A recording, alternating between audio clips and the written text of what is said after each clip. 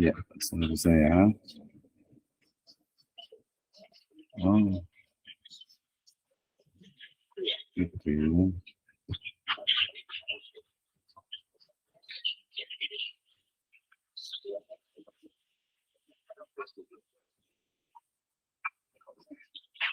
Baik, terima kasih. Saya akan mulakan. Bismillahirrahmanirrahim. Assalamualaikum warahmatullahi wabarakatuh. Alhamdulillahirabbil alamin. Wassalatu wassalamu ala asrofil anbiya'i wal mursalin. Habib alaihi wasallam wa ala alihi wa ashabihi wa man tabi'ahum bi ihsanin ila yaumiddin wa ba'd. Qala Allah Ta'ala fi kitabihil karim, a'udzu billahi minasyaitonir rajim. Bismillahirrahmanirrahim. Nahnu naqussu 'alaika ahsanal qasasi bima auhayna ilaika hadzal qur'an wa in kunta min qablihi laminal ghafilin. Amma ba'd, fa inastaqal hadithi kitabullah wa khairal huda huda Nabi sallallahu alaihi wasallam. Alhamdulillah, asyukurillahi wahdah alladzi an'ama alaina fi hadhil lailah nastamir dirasatana fil mawdu' ayat wal hadis yakni at-tarbawi wa la'alallahu sahalalana hadhihi ad-dirasah fi hadhihi qis'at tajiba aidan yani urid an ubayyin wa aidan mungkin indana al-munaqasah baini wa bainakum yata'allaq bi surati Yusuf. Naam. Limadha surati Yusuf? Lianna hunaka al-kalimat mada yani kama qala Allah azza wa jalla a'udzu billahi minasyaitonir rajim. Bismillahirrahmanirrahim. Nahnu naqussu 'alaika ahsanal qasas. Ya. Hunaka al-kalimat ahsanul qasas. Idan ma hiya atau ma huwa ahsanul qasas fi hadhihi al-ayah? Naam. Insyaallah sana bahas ma'i wa aidan ma'akum. Wa nastamir yakni ila mada asasah al-jadidah yata'allaq bi al-ayat min surati Yusuf. Baik. Pertama saya ucapkan terima kasih jazakallahu khairan atas kehadirannya ya pada kesempatan malam hari ini. Ya, hari ini saya ingin berdiskusi banyak dan akan mungkin saya akan sharing terkait dengan surat Yusuf ya yang menjadi menurut saya menjadi topik atau tema yang menarik gitu ya. Kenapa? Karena surat yang cukup panjang ini ya dan beberapa juga sudah cukup populer juga terutama terkait dengan ayat-ayat yang ada di dalamnya. Saya akan bacakan 3 ayat pertama yang akan menjadi bahan diskusi kita pada malam hari ini. Oke, ya. A'udzubillahi minasyaitonirrajim. Bismillahirrahmanirrahim. Alif lam ra. Tilka ayatul kitabil mubin. Inna anzalnahu Qur'anan Arabiyyan la'allakum ta'qilun. Nahnu naqussu 'alaika ahsanal qasasi bima awhayna ilaika hadzal Qur'an wa in kunta min qablihi laminal ghafilin. Nah, sadaqallahul azim. Ya, ini adalah ayat yang menjadi awal bagi surat Yusuf ya. Ini adalah surat yang berbicara tentang utamanya adalah kisah Nabi Yusuf alaihi salam ya sejak awal ya sejak awal mulai dari cerita mulai dari bagaimana di surat yang keempat ini ya pertama diawali dengan firman Allah Subhanahu wa taala dalam surat atau dengan kalimat Ali Imran dengan kalimat mana yakni alif lam ra ya ini ada termasuk adalah kalimat al-muqatta'ah tilka ayatul kitabil mubin ini adalah ayat-ayat Alkitab yaitu Al-Quran yang nyata dari Allah Subhanahu wa Ta'ala. Berarti ini sebagai penguat biasanya di awal kalimat ya Allah Subhanahu wa Ta'ala berfirman terkait dengan bagaimana kemukjizatan dari Al-Quran ya. Di antara kemukjizatan dari Al-Quran adalah bahwasanya kitabul mubin ya kitab yang nyata yang jelas ya baik secara fisiknya ataupun juga secara kandungan yang ada di dalamnya. Kemudian selanjutnya adalah di surat yang kedua atau ayat yang keduanya, ya inna anzalnahu qur'anan arabiyyan la'allakum ta'qilun, ya. Allah Subhanahu wa taala, ya sungguhnya kami telah menurunkan Al-Qur'an ya arabiyyan dalam bahasa Arab. Nah, ini menjadi nanti kajian tentang bahasa Arab ini juga menarik juga gitu ya. Kenapa? Karena kita bisa telah kritis tentang penggunaan bahasa gitu ya, dan juga mungkin boleh juga dari sisi translate ya, translate dari bahasa yang digunakan oleh orang-orang yang ada di dalam Al-Quran dengan penggunaannya dalam bahasa Arab. Saya yakin berdasarkan teori bahasa itu menjadi menarik untuk dikaji ya. Tetapi dalam konteks ini biasanya sering kita pahami inna anzalnahu Qur'anan Arabiyya, ya itu adalah bahwa Allah Subhanahu wa taala menurunkan Al-Qur'an ya dengan menggunakan bahasa Arab, la'allakum ta'qilun, ya agar ya kalian itu ya kaum muslimin itu ta'qilun, bisa berpikir, ya bisa memahami dari ayat-ayat Al-Qur'an yang menggunakan bahasa Arab ya. Nah, kemudian di ayat yang ketiganya nih kita mulai ya, nahnu naqussu 'alaika ahsanal qasas, ya. Sungguhnya kami menceritakan kepadamu ya, di sini kepadamu ya alaika ya disebutkan di situ adalah Nabi ya sallallahu alaihi wasallam, nahnu naqussu 'alaika ahsanal qasas. Nah, jadi hal yang menarik yang menjadi pintu gerbang bagi diskusi kita pada malam hari ini adalah terkait dengan ahsanal qasas ya, sebaik-baik kisah, bima auhayna ilaika hadzal Qur'an ya, dengan mewahyukan ya Al-Qur'an ini kepadamu Muhammad sallallahu alaihi wasallam ya, Nabi Muhammad sallallahu alaihi wasallam, wa in kunta min qablihi laminal ghafilin ya, dan sungguhnya kamu sebelum kami wahyukan adalah termasuk orang yang belum mengetahui, ghafilin, tanbihul ghafilin gitu ya. Kadang terjemah itu menjadi lalai gitu ya, yang mungkin lupa ya, memang tidak mengetahui ya ketika belum adanya Al-Qur'an ini. Wah, ini cukup mendalam ya, tapi saya akan fokus kepada ini aja, ke ahsanal qasas ya, jadi sebaik-baik kisah. Nah, seperti apa sih sebenarnya kisah dari Nabi Yusuf sehingga kemudian disebut sebagai sebaik-baik kisah? Apakah ahsanal qasas, penggunaan kata-kata ahsan itu adalah memang istilahnya itu menjadi yang terbaik ya, yang paling bagus gitu ya, atau mungkin ada yang lainnya? Padahal kalau kita pahami ya, di dalam Al-Qur'an itu ada kisah Nabi Ibrahim ya dengan Nabi Ismail ya, kemudian juga itu yang orang tua dengan anak gitu ya. Kemudian kemarin juga kita sudah membahas tentang yakni keluarga ataupun juga Luqman Al-Hakim ya dengan anaknya gitu ya. Nah, itu juga menjadi kisah yang menarik juga gitu ya. Kemudian apalagi kisah panjang dari Bani Israel misalnya gitu ya. Oh, itu menjadi kisah yang sangat sangat panjang sekali dan paling banyak dalam Al-Qur'an ya. Belum lagi misalnya kisah siapa tuh ya, Nabi Musa ya dengan Khidir misalnya gitu ya.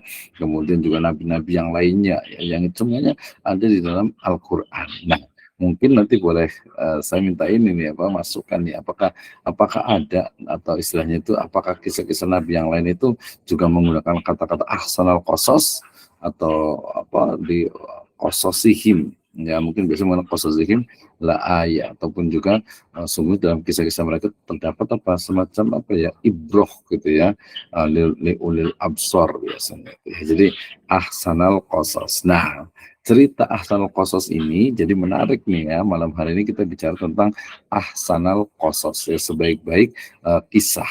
Nah, seperti apa? Nah, ini kita mulai ceritanya mulai dari ayat yang keempat. Ya, saya baca satu saja.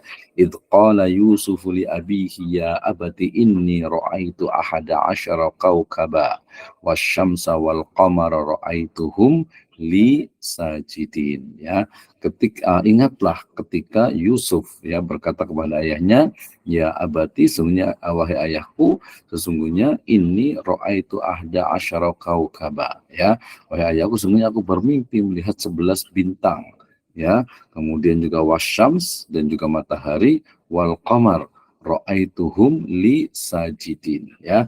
Jadi Nabi Yusuf alaihissalam ini bermimpi, ya, bermimpi, kemudian namanya mimpi ya anak kecil gitu ya. Jadi dia berani cerita itu hanya sama ayahnya. Di sini juga menunjukkan tentang kedekatan seorang anak laki-laki ya terhadap siapa ayahnya, orang tuanya.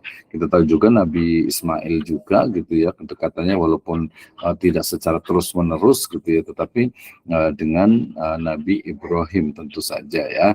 Itu juga menjadi hal yang unik, bagaimana kedekatan secara psikologi anak laki-laki dengan ayahnya gitu ya. Nah, oke, berarti ayat ini berbicara diawali dengan bagaimana sebenarnya kisah dari Nabi Yusuf ini adalah mulai dari bagaimana Nabi Yusuf alaihissalam itu bermimpi, ya, melihat adanya apa tadi, ya, adanya bintang yang jumlahnya 11. Nah, kenapa harus ada 11 gitu ya, 11 bintang, kemudian matahari dan bulan, ya, kemudian mereka tuh 11 bintang, ya, kemudian matahari dan bulan itu bersujud. Nah, kayaknya kalau yang udah sering baca, insya Allah kayaknya bisa nyambung. Tapi kalau kita cuma bacanya sekilas, biasanya masih belum nyambung tuh, ya. Moga-moga waktunya ada ini nih. Saya ini tafsir birro'yi sendiri gitu ya. Tapi insya Allah tidak lepas dari sebuah interpretasi tentu saja gitu ya. Ini yang saya pahami, nggak apa-apa lah agak beda dikit gitu ya. Oke, nah jadi kisah ini diawali dengan bagaimana Nabi Yusuf alaihissalam bermimpi melihat 11 bintang, ya, dan juga matahari serta rembulan. Ya, bisa dibayangkan, ya, mungkin jawaban sementara, ya, kalau di kuantitatif itulah hipotesisnya gitu ya. Ya, preposisinya, jawaban sementaranya itu adalah bulan dan bintang. Bulan dan bintang, matahari dan bulan itu adalah orang tua, ibu bapak dari siapa, Nabi Yusuf alaihissalam. Sementara 11 bintang itu adalah saudara-saudaranya yang ada 11 itu. Nah, sementara itu, ya, nah, nanti kita lihat benar nggak sih ada jawaban nggak dari kisah itu. Kenapa? Karena bintangnya ada 11, kemudian ada matahari dan rembulan gitu kan. Mataharinya siapa, ya? Yang biasanya kalau dalam khazanah klasik, matahari itu ya biasanya adalah laki-laki gitu, berarti ayah gitu ya. Sedangkan bulan yaitu adalah biasa lebih lembut, yaitu rembulan itu adalah ibu. Wah, ini tafsiran yang kita lihat benar nggak seperti itu gitu ya. Jadi 11 bintang itu ada 11 bintang itu adalah 11 saudaranya, kemudian matahari itu adalah ayahnya, dan bulan itu adalah ibunya, ya. Nah, ketika mendengar ayat ini, ya, atau mendengar tadi Nabi Yusuf yang cerita itu, maka kemudian siapa, ya, ayahnya, ya, banyak riwayat tentang ayahnya itu, ya, mengatakan bahwa ya bunayya la taqsus ru'yaka ala ikhwatika fayakidu laka kaida, ya, wahai anakku, janganlah engkau menceritakan mimpimu itu kepada saudaramu, ya, maka mereka membuat makar, fayakidu laka kaida, inna syaitana lil insani aduwwum mubin. Sesungguhnya setan itu adalah musuh yang nyata bagi manusia. Nah, di sini ada cerita yang menarik sebenarnya gitu ya. Jadi banyak sekali pertanyaan yang harus kita baca. Nggak bisa kalau hanya dari Al-Quran gitu ya. Harus ada nanti dari hadis, ya, terkait, dan juga mungkin dari akwal, ya, para ulama gitu ya, tentang ini, ya, tentang Nabi Yusuf ini, ya, dan juga nanti kisah-kisah yang lainnya, ya.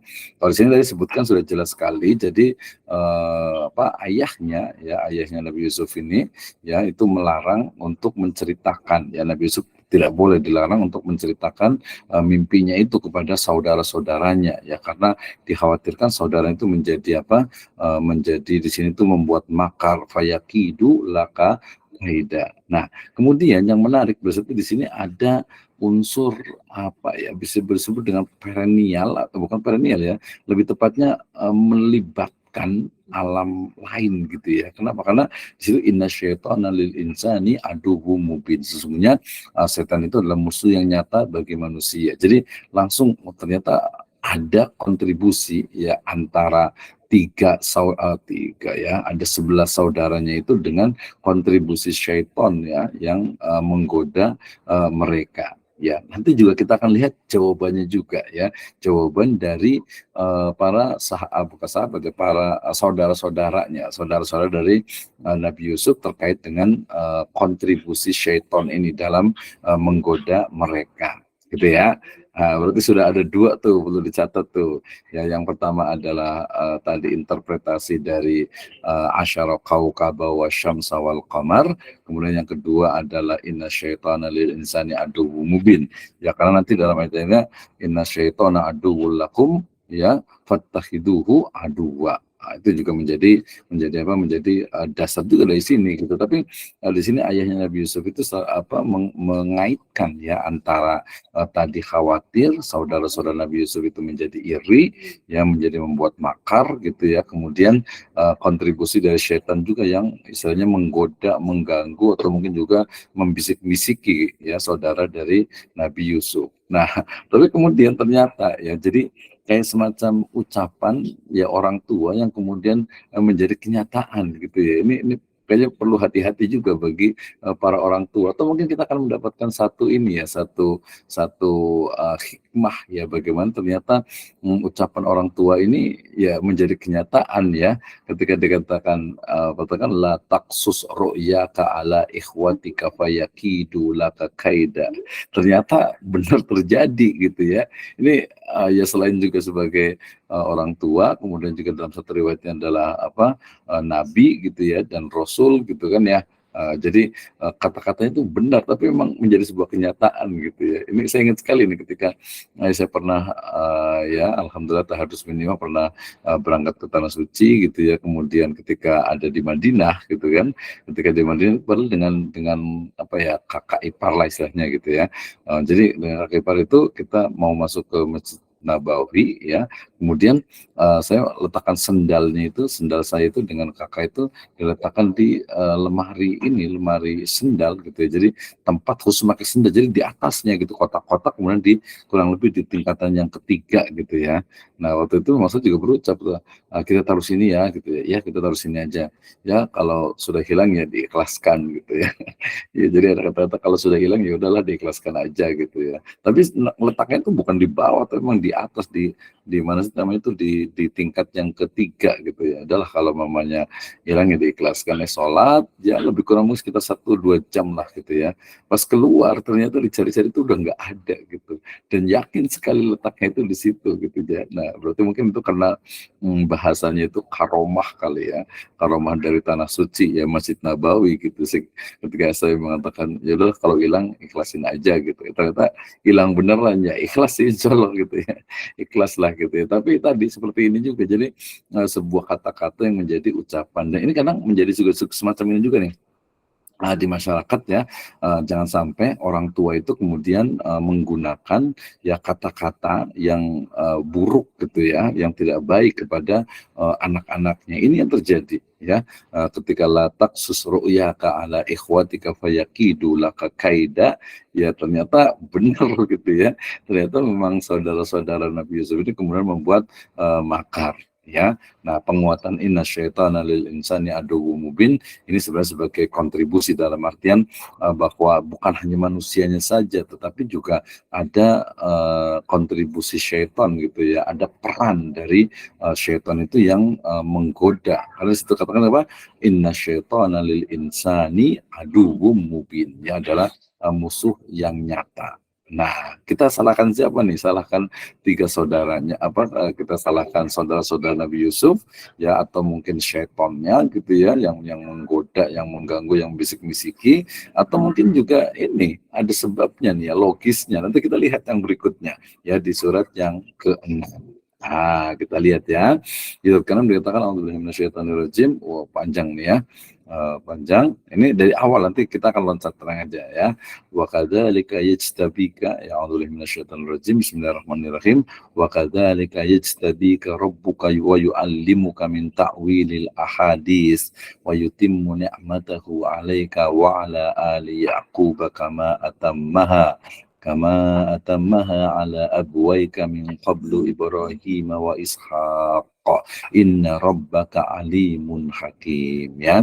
Demikianlah Rabbmu memilih, ya, kamu memilih, ya, itu Nabi siapa? Yusuf alaihissalam, dan diajarkannya kepada sebagian dari takbir-takbir mimpi dan disempurnakannya nikmatnya kepadamu dan juga kepada keluarga Yakub, ya, sebagaimana dia telah menyempurnakan nikmatnya kepada dua orang bapakmu sebelum itu, yaitu Nabi Ibrahim dan Ishak. Sesungguhnya Rabbmu maha mengetahui lagi maha bijaksana. Ini betul langsung kepada yang saya pahami di sini gitu ya. Jadi langsung kepada Nabi Yusuf alaihissalam yang beliau itu diberikan takwil ahadis. Dan ini juga fakta ya, bahwa nanti di berikutnya ternyata takwil hadisnya itu pertama belum ketemu tuh tadi yang ahada asyara ya, tapi kemudian nanti ketika berada di penjara gitu ya, kemudian ternyata ya langsung memang dua kali bahkan ya. Yang pertama adalah ketika istilahnya itu mentakbir mimpi ya dari dua orang yang di penjara itu ya, khadimah ataupun lebih tepatnya adalah ya pengawal ya, atau apa ya namanya, pembantu ya, pembantu raja gitu ya, artinya yang bikin makanan gitu, menyediakan ya, pembantu lah kita nih, atau mungkin zaman sekarang itu adalah ini asisten rumah tangga gitu, asisten istana berarti gitu ya. Nah itu ternyata di situ, kemudian setelah itu nanti yang berikutnya gitu ya. Jadi ada dua yang diceritakan di dalam ayat ini atau di dalam surat ini ya. Nah kemudian ini juga tentang kaitan dengan apa, dengan ternyata takwil ahadis ini adalah salah satu dari kenikmatan juga yang khas kepada Nabi Yusuf alaihissalam, yang kenikmatan yang seperti ini ya, atau kenikmatan yang secara general juga diberikan kepada keluarga Yakub ya, kemudian juga Ibrahim dan juga Nabi Ibrahim juga, dan juga Nabi Ishak ya. Dalam hal ini ada yang menarik ketika menggunakan kata-kata ala abuwaika min qablu Ibrahim wa Ishak gitu ya. Jadi ini banyak kajian sebenarnya terkait dengan apakah memang ada ikatan darah atau ikatan akidah gitu ya.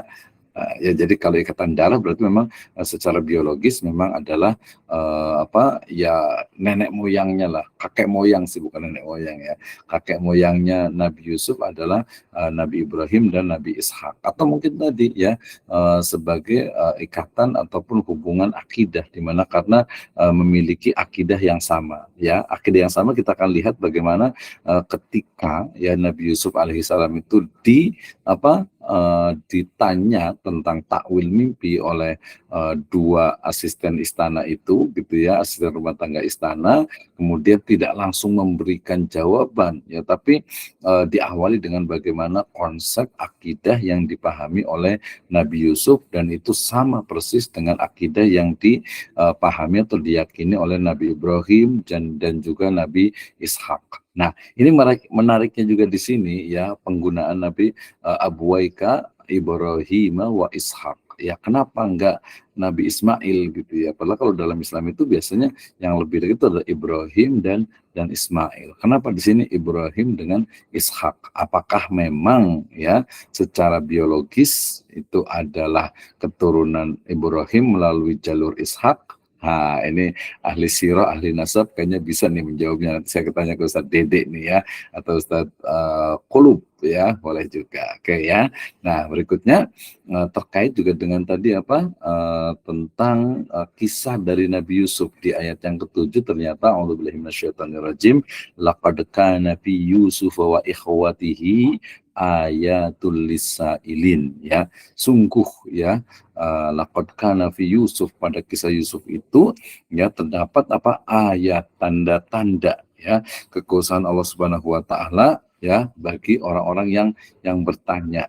Oh, berarti ada yang nanya nih ya. Siapa yang nanya kira-kira ya? Yang nanya tentang Nabi Yusuf itu seperti apa? Kayak gimana sih kisah dari Nabi Yusuf?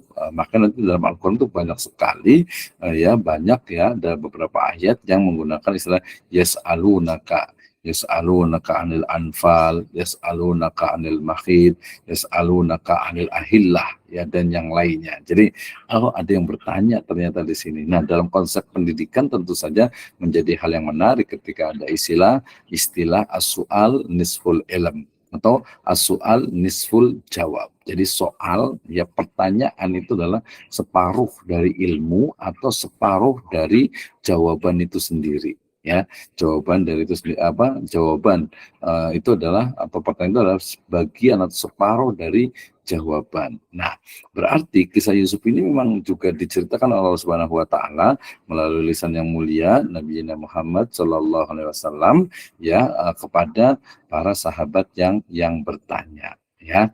Nah, oke, yang kedelapan menarik nih ya. Allah Subhanahu wa taala berfirman, "A'udzubillahi minasyaitonirrajim.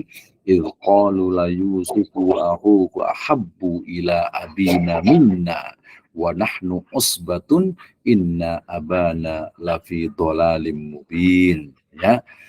Ketika mereka yaitu saudara-saudara Yusuf itu berkata, sesungguhnya la Yusuf wa akhuhu ahabbu ilayya, ya, dikatakan bahwasanya sesungguhnya Yusuf dan saudara kandungnya, ya, ada yang menyebutnya dengan Bunyamin gitu ya, lebih dicintai oleh ayah kita daripada kita, ya. Padahal wa nahnu usbah, ya, padahal kita ini adalah satu golongan yang kuat, ya. Inna abana lafi dhalalim mubin. Sesungguhnya ayah kita itu adalah dalam kekeliruan yang nyata. Ya, terjemah dhalalim berarti kesesatan yang nyata, ya, kekeliruan, ya, kekeliruan. Nah, tapi ini kan juga kalau dalam konteks riset metodologi ini subjektif gitu ya, subjektif. Jadi ini adalah awal kenapa kemudian ke saudara-saudara Nabi Yusuf itu ya merasa iri gitu ya, merasa iri kepada Nabi Yusuf. Ya, kenapa? Karena menurut perspektif mereka gitu ya, perspektif mereka ya yang 11 orang itu gitu ya, ya adalah apa? Bahwa siapa? Saudara Bunyamin tadi ya, saudaranya ya, gitu ya. Jadi menurut mereka itu, menurut saudara Yusuf itu bahwa ayahnya itu terlalu pilih kasih gitu ya, pilih kasih kepada Yusuf dan adiknya. Nah, gitu ya. Nah, ini kan jadi hal yang menarik. Ini mungkin apa ya, kalau kemarin kita bicara tentang rasional gitu, namanya juga anak gitu ya. Sebesar anak pun anak, saya yakin sama nih ya. Ini kejadian di keluarga saya, di keluarga ada beberapa, saya pernah ya semacam interview, wawancara atau ngobrol gitu ya, untuk meyakinkan, untuk memastikan bahwa betul tidak sih kalau dalam satu keluarga itu ada misalnya orang tua, ya utamanya biasanya kalau kadang biasanya ibu gitu ya, tapi di sini ayah gitu, ayah juga sama sih biasanya gitu ya. Nah ternyata ada dalam keluarga itu baik oleh ibu atau oleh ayah yang lebih disayang dari apa, dari siapa? Dari saudara-saudara atau dari anak-anak yang lainnya. Ya, satu orang lebih disukai, lebih disayang daripada saudara-saudara yang lainnya. Nah, sehingga kemudian kita paham juga muncul hadis dari Nabi SAW terkait dengan i'dilu baina auladikum, ya, berbuat adillah kepada anak-anakmu, ya. Kenapa? Karena ya kalau ayat berikutnya boleh juga i'dilu wa aqrabu taqwa gitu ya. Jadi intinya adalah kita tuh harus berbuat baik, berbuat adil kepada anak-anak kita gitu ya, anak-anak kita tuh. Nah, di sini sayangnya gitu ya. Nah, ini juga sebenarnya perlu dilihat juga benar nggak sih gitu ya. Benar tidak? Ada pertanyaan berikutnya berarti ini harus dijawab nih ya. Jadi pertanyaannya apakah betul tidak, benar tidak statement dari saudara-saudara Yusuf yang mengatakan bahwasannya ayahnya itu lebih sayang Nabi Yusuf dan juga adiknya daripada saudara-saudara yang lainnya. Nah, gitu ya. Bener nggak kira-kira nih, gitu ya. Mau sama-sama ngomong inna abana lafi dhalalim mubin. Ayah kita itu udah keliru, udah salah tuh ya, udah sesat gitu ya. Bukan sesat ya, udah salah gitu ya. Udah salah tuh, masa lebih sayang. Kalau saya secara pribadi juga memang suka merasakan juga sih. Jadi ada apa biasanya itu ada orang tua gitu ya, baik ibu ataupun ayah gitu ya, kadang lebih sayang lebih sayang salah satu dari anak-anaknya gitu. Nah, qadarullahnya nanti boleh cerita juga nih ya. Biasanya yang disayang itu justru malah meninggal duluan biasanya gitu ya. Atau mungkin pergi duluan gitu ya. Kalau ini enggak ya. Jadi intinya kadang kalau apa istilahnya itu kalau yang disayang itu malah biasanya hilang, dalam artinya itu malah cepat itu, apakah itu sebuah apa ya, sebuah sign gitu ya, tanda gitu ya, atau mungkin sebuah ikatan batin atau ikatan ruh gitu ya, sehingga orang yang kadang lebih disayang dari siapa, dari yang lainnya biasanya lebih itu. Walaupun nggak semuanya, karena buktinya Bunyamin juga sampai ini juga kan, sampai dewasa juga gitu kan, bersama juga. Nah, ini menjadi hal yang menarik. Nah, kemudian ini kan dua ya, bukan satu yang dikasih sayang ya, yang pilih kasih, jadi pilih dua kasih gitu ya. Jadi ayahnya ini Yusuf dengan adiknya itu yang lebih disayang dibanding dengan yang lainnya. Ya mungkin apa nih? Apakah itu adalah sebuah kalau takdir jelas karena memang udah terjadi gitu ya. Tapi secara ini apakah itu memang sebuah semacam wahyu atau mungkin manusiawi gitu ya, atau seperti apa? Ini juga menjadi pertanyaan berikutnya. Nah, ya dari rasa dengki ini ya, kalau tadi sebelumnya itu kalau prediksi dari ayahnya itu adalah apa? Adalah ada gangguan juga dari syaitan ya, selain ada bisikan dari syaitan, selain juga saudara-saudaranya ya. Nah, kemudian juga kalau di ayat ke-8 ini dia berbicara tentang bagaimana sebenarnya ya rasa atau muncul yang juga mungkin bisa dikatakan manusiawi juga ketika melihat saudara yang lainnya lebih disayang gitu ya. Iyalah kalau kita ngeliat misalnya adik kita lebih disayang dari kita gitu kan, ya otomatis juga kita pasti akan ini kan akan iri lah gitu ya. Nah, tapi kemudian memang karena irinya itu berlebihan sampai uqtulu yusufa awitrahuhu ardo yahlu lakum wajhu abikum wa takunu min ba'dihi qauman salihin ya. Nah, ini juga sebuah apa ya, konspirasi ya. Sebuah konspirasi yang juga di situ ya, ketika saudara-saudara Nabi Yusuf itu mengajak ya merencanakan untuk membunuh Nabi Yusuf, kemudian ya mereka itu tadi mau dibunuh gitu kan ya, kata, jangan gitu ya, jangan sampai dibunuh, mendingan dicemplungin aja ke sumur gitu kan ya. Karena wa alquhu fi ghayabatil jub yaltaqithu ba'du sayyarati in kuntum fa'ilin gitu ya.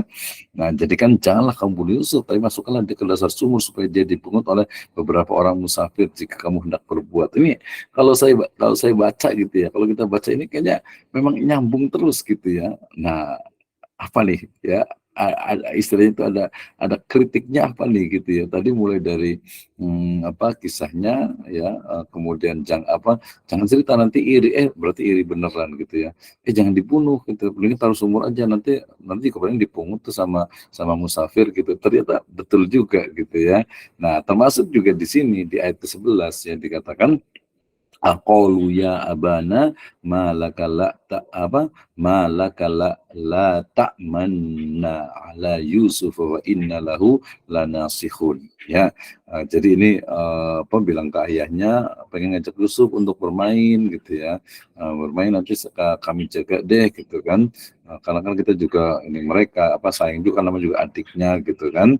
Nah, tapi kemudian di situ dikatakan Nabi Yakub ya, ayahnya itu mengatakan qala inni la yahzununi an tadhhabu bih wa akhafu ay ya'kulahu dhi'ab wa antum anhu ghafilun. Jadi udah apa ya, udah tahu duluan sih gitu, artinya jangan nanti kamu nanti ini nanti Nabi Yusuf dimakan serigala lagi, gimana dong gitu kan, kalian nanti lalai lagi gitu ya.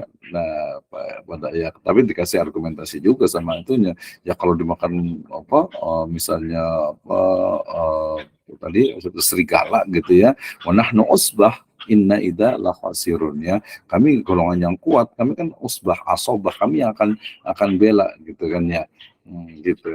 Maka tapi kemudian ternyata terjadi juga ya, diajak bermain Nabi Yusufnya gitu ya, kemudian akhirnya betul juga dikumpulkan dinikah, kemudian dipura-pura seperti dibunuh gitu ya, kemudian dimasukkan ke sumur. Nah, sumurnya kayak gimana nih kalau sumurnya istilahnya itu airnya banyak gitu ya, meninggal lah gitu ya.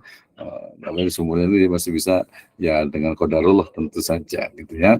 Nah, ya ini juga sama. Falam madhabu bihi wa azmau ayyaj'aluhu fi ghayabatil jub wa auhayna ilaihi latunabbi annahum bi amrihim hadha wa hum la yash'urun gitu ya. Wa ja'u abahum isya'ayyabkun. Nah, ini juga ini apa ya, menarik ini ketika bagaimana seseorang gitu ya, atau ini beberapa orang ya yang mencoba untuk menutupi ya kesalahan, menutupi dosa-dosanya misalnya gitu ya dengan sesuatu yang sebaliknya. Oh, ini juga menjadi sebuah drama gitu ya. Drama bagaimana ternyata menutupi sebuah kejahatan gitu ya. Ya, tetapi sebenarnya apa ya? Sebenarnya juga Nabi Yusuf apa Nabi Yakub sebenarnya juga paham juga ya, paham juga. Ya, kenapa di sini disebutkan ya waja'u ala qamisihi bidamin kadhib qala bal sawwalat lakum anfusukum amra fasabrun jamil wallahul musta'anu ala ma tasifun. Ya, sebenarnya dikata Nabi Yakub berkata, sebenarnya dirimu sendirilah yang memandang baik perbuatan yang buruk itu, maka kesabaran yang baik itulah kesabaranku. Ini menarik juga ya, ketika mereka datang bawa baju yang berlumuran darah yang palsu, maka dikatakan apalah? Qala bal sawwalat lakum anfusukum amro. Sebenarnya dirimu sendirilah kalian itu yang memandang baik perbuatan yang buruk itu ya, fasabrun jamil. Maka kesabaran itulah yang baik ya. Nah, tapi kesabaran Nabi Yakub ini juga nanti kita bisa lihat bagaimana sampai ya apa ya, ya begitu berdukanya kan, begitu sedihnya atau begitu ya sedihnya gitu sampai menangis, bahkan dalam itu menangis terus gitu sampai akhirnya matanya itu buta gitu ya. Bayangin saja karena anaknya itu hilang ya, anaknya itu hilang kemudian menangis sampai buta padahal kan masih ada adiknya Bunyamin itu gitu kan ya. Nah, itu kan oh seperti apa gitu ininya gitu ya. Wallahul musta'anu ala ma tasifun. Nah, ceritanya panjang gitu ya. Kemudian waja'at sayyaratu fa'arsalu waridahum fa'adla dalwah qalu ya busyra hadza gulam, dan seterusnya. Akhirnya kemudian Nabi Yusuf itu dibawa ke ya diambil oleh musafir ya, para pedagang itu, kemudian akhirnya dijual ya, dijual syarauhu bisamanin bahsin darahima ma'dudati wa kanu fihi minaz zahidin ya, dan mereka menjual Yusuf dengan harga yang murah yaitu beberapa dirham. Kalau kajian ekonomi, ayat Al-Quran yang berbicara tentang mata uang kadang menggunakan dirham, darohim, ayat ini menggunakan darohim ya.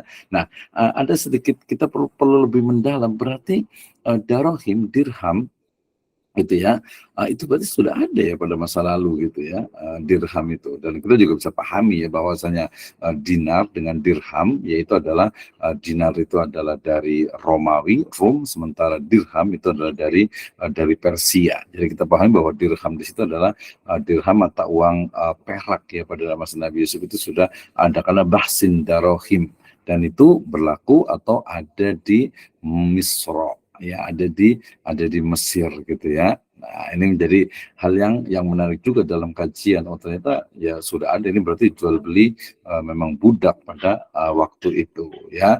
Nah, kemudian ceritanya panjang Nabi Yusuf gitu ya.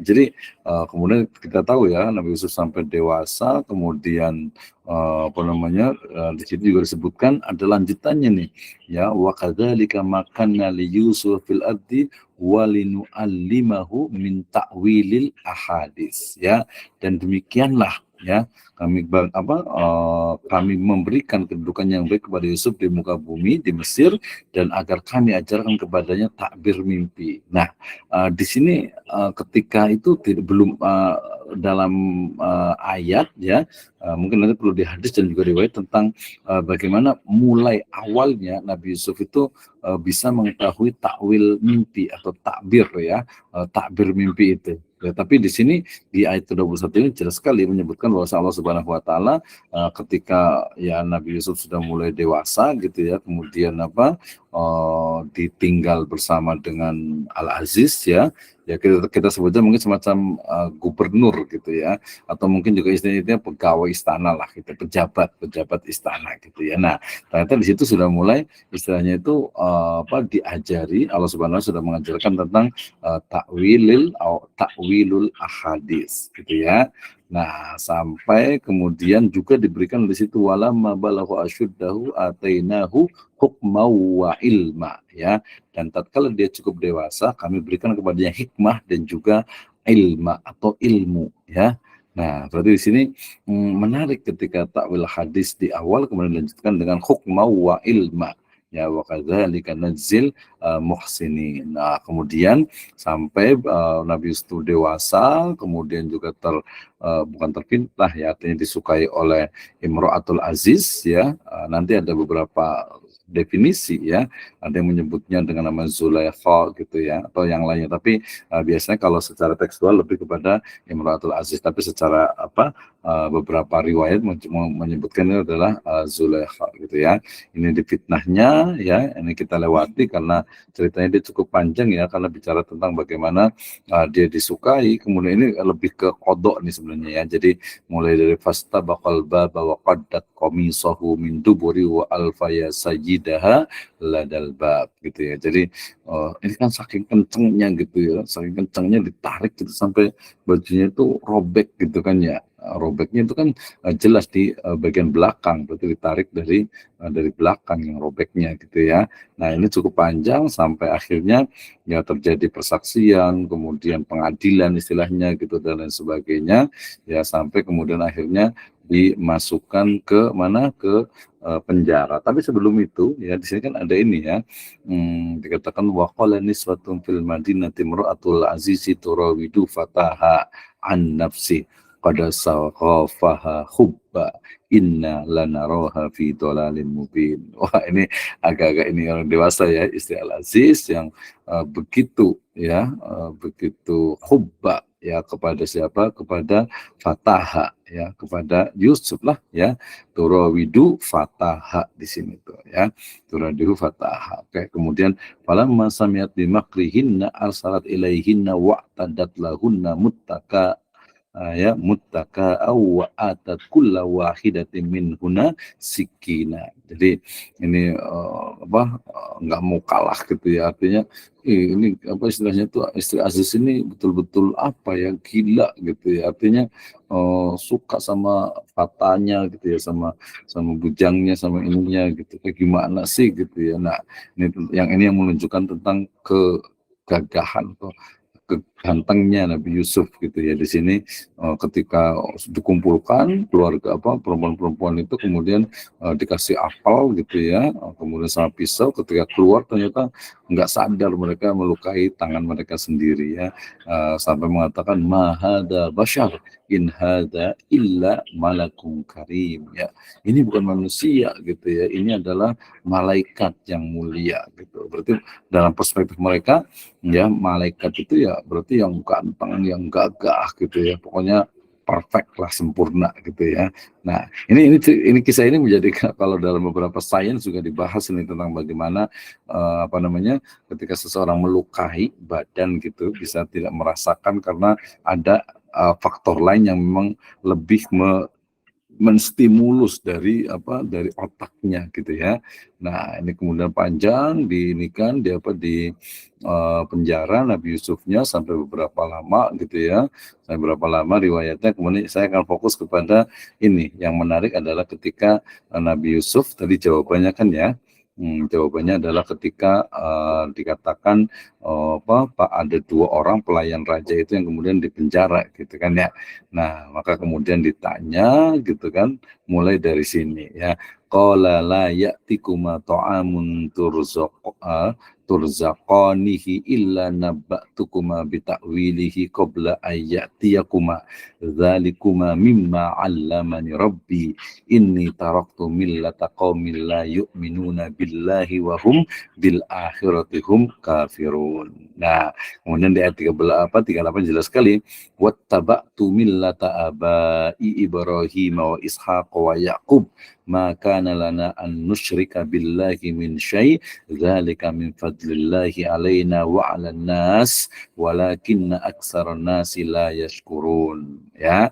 Nah, ini menunjukkan bahwa aba konteks di situ sebenarnya saya lebih melihat sebagai apa namanya, ada korelasi akidah gitu ya, ada nasab secara akidah gitu ya, walaupun secara apa namanya, secara keturunan biologis gitu ya, itu juga bisa jadi, tapi jauh sebenarnya gitu ya. Nah, ini yang menarik di ketiga sembilannya ya, ketika dua pelayan itu bertanya ya tentang takwil mimpi yang mereka apa alami gitu ya, maka kemudian dini dulu nih dia didakwahi sama Nabi Yusuf ya, a'udzubillahi minasyaitonirrajim, ya sahibai sijni arbabum mutafarriquna khairun amillahul wahidul qahhar ma ta'buduna min duni illa asma asammaitumuha antum wa abaukum ma anzalallahu biha min sultan inil hukmu illa lillah amara alla ta'budu illa iyyah dzalika dinul qayyim walakinna aktsarun nasi la ya'lamun. Jadi ayat ke-39 dan 40 kalau menurut saya itu adalah jawaban dari apa sebelumnya yang dikatakan bahwasanya kenikmatan ya, nikmat ya yang salah satunya itu adalah diberikan kepada Nabi Yusuf gitu ya, yang juga diberikan kepada Nabi siapa? Kepada Nabi Ibrahim dan juga Ishak, itu adalah dinul qayyim ya, agama yang lurus gitu ya. Oke, saya buka lagi ya di surat Yusufnya. Mohon maaf tadi ada sedikit gangguan gitu ya. Oke, saya buka lagi nih, lagi menarik nih ya, karena belum selesai ceritanya, masih agak cukup panjang nih ya. Oke, masih ada waktu lah sekitar 10 menit lagi ya. Nah, sampai di sini kita tadi sudah sampai ke 39. Jadi saya ingin mengorelasikan antara tadi kisah, mohon maaf, mohon maaf nih, jadi agak kesal kita kepencet ini ya. Bentar. Oke, masih on semuanya ya. Tanggung nih ya. Tadi katanya kalau apa itu harus gantian nih harusnya. Tapi kayaknya biar nyambung nanti baru komunikasi. Nanti insya Allah dalam 10 menit lagi ya, insya Allah selesai. Saya izin share screen lagi ya. Jadi tadi kita sudah menemukan jawaban dari kenapa Nabi Ibrahim dan juga Ishak itu dianggap sebagai abwaihi ya.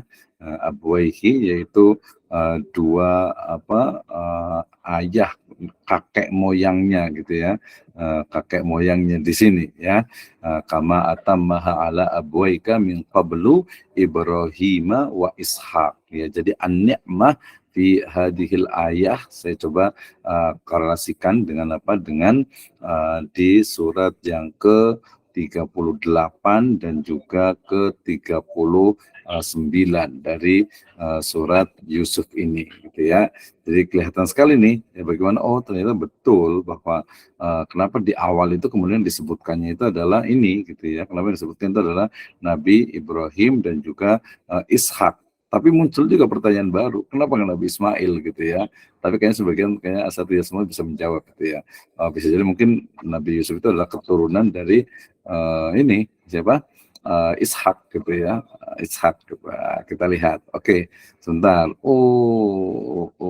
Agak sedikit terganggu ini ya dari sisi ini ya. Ini salah satu juga memang hikmah ya. Jadi kalau kita mau berbuat baik gitu ya, selalu ada aja gangguannya, ada aja cobaannya gitu ya. Jadi harus tadi sabrun jamil ya, sabar itu adalah sebuah kebaikan. Sabar itu indah gitu ya. Sabar itu indah, sabar itu jamil gitu ya.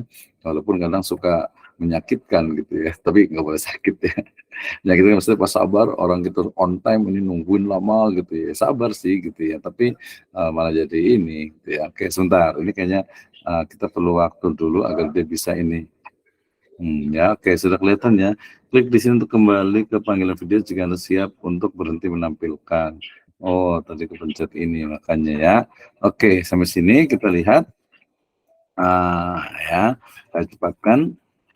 Ini kalau saya pakai ini dia sudah sampai ke 39, sampai kepada tadi bagaimana dakwahnya Nabi Yusuf alaihissalam di penjara ya. Kemudian sampai akhirnya kemudian bertanya, kemudian diberikan takwil hadisnya, takwil mimpinya, kemudian akhirnya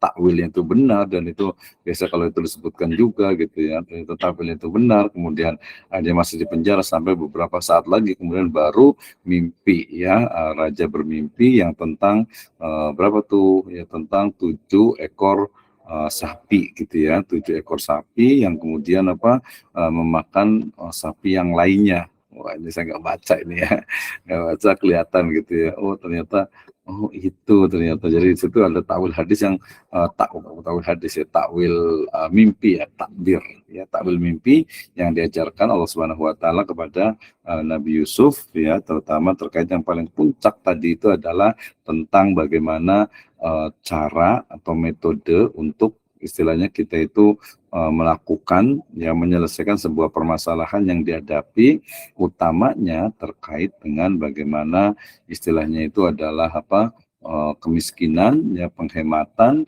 keuangan negara ya, kemudian juga persediaan swasembada pangan dan juga yang lainnya gitu ya. Pokoknya intinya adalah mimpinya sudah ketemu, kemudian juga sempat istilahnya itu buat sedikit drama juga dengan dengan saudara-saudaranya, termasuk juga dengan Bunyamin, dan akhirnya kemudian sampai sampai kemudian kembali ya, artinya saudara-saudara itu mengajak siapa, Nabi mengajak Bunyamin ya, bukan Nabi ya, mengajak adiknya Nabi Yusuf untuk bisa datang karena memang diminta sama Nabi Yusuf, dan mengetahui persis sekali bagaimana skenario gitu ya, skenario yang dilakukan oleh Nabi Yusuf agar adiknya itu bisa tinggal di istana, kemudian juga agar bagaimana agar ayahnya itu bisa datang ya, udkhulul misra ya, masuk ke